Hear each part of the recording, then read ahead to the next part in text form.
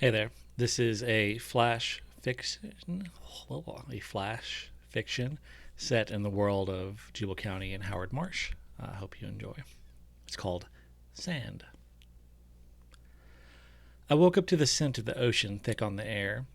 Fading like a dream, I swore I heard the distant sound of waves crashing against the beach, but by the time I was fully awake, they had passed. I could perhaps have written it all off as an especially vivid dream or maybe some sort of acid flashback. The gritty feeling against the bare skin of my back told me that there was now sand in my bed, however.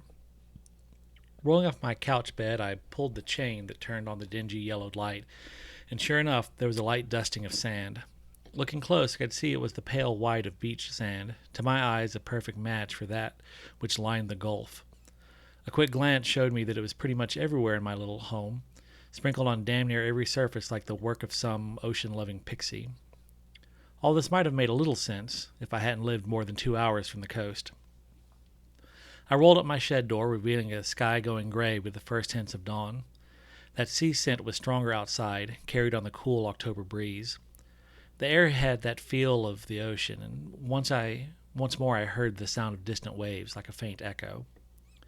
Turning back, I grabbed my shirt from the pile that doubled as my wardrobe and pulled it on. It was that time of year where it would be too hot for long sleeves once the sun got good and up, but the early mornings and at night it was almost jacket weather. It was annoying, but it was also one of my favorite times of the year. By the time I had pulled on my boots and smoked a cigarette, the first little rays of light were beginning to crest over the horizon. The original plan had been to sleep until noon at least, but that ship had sailed, clearly. With a sigh, I got to my feet and grabbed my keys. A faint stirring caused me to stop. The sand that had coated my humble abode began to stir, and as I watched, it began to lift and swirl. White specks began to fill the air as every little grain began to flow out of my shed.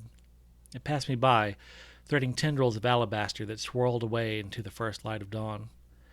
With it, the smell of the ocean began to fade, and the faint roar of the sea passed as well. I grabbed my keys and from atop the stack of books, and then shut and locked my shed. I was lucky and my ratty little car cranked on the first try, which meant I wouldn't have to wake up my neighbor Corey for a jump. Small blessings. So I pushed in the cigarette lighter and rolling down my window set out into the dawn. Reaching the paved road, I stopped and breathed in deep.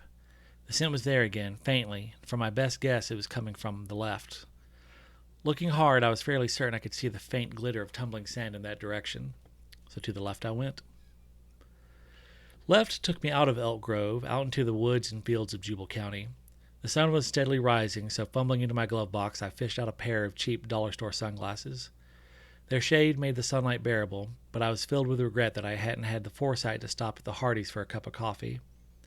I was struggling to wake up, and I could tell I was more on autopilot than in active conscious control of my actions. The nearly non-stop yawns made that clear. I had judged correctly.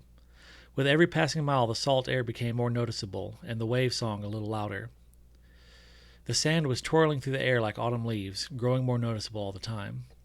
When I saw her, I pulled over. She was walking through the cotton fields, striding across the rows as though they weren't even there.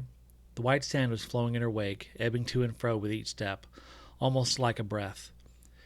It would crest and bank into small dunes that collapsed in on themselves as she walked away, only to reform a few steps later on. As I got closer, I could see that her dress, which from a distance had looked white, was really more like a pearl.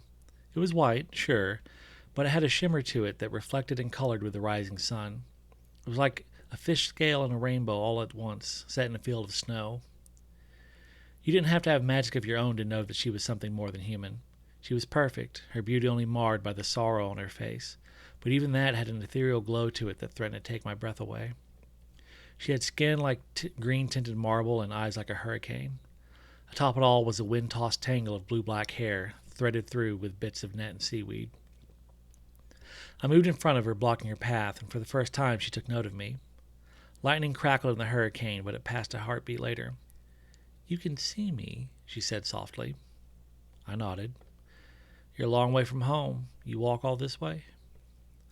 Already she was looking past me. She wanted through with this so she could carry on. I did. Though only now has someone seen me or tried to stop me. Please, I'm getting close. I looked over my shoulder. There was nothing there more cotton than a line of trees. Turning back, I had to step quickly to move in front of her once again as she tried to step around me. Her eyes flashed angrily again.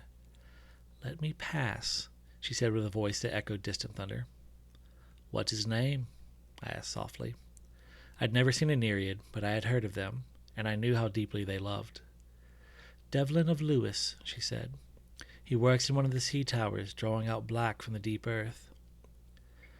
"Devlin Lewis is married," I said quietly. "I know him.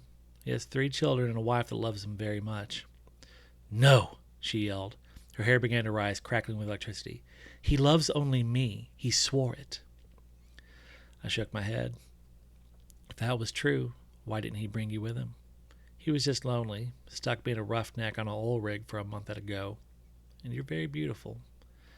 And people are shit." "He would not lie. Not to me." I had to fight back a better laugh.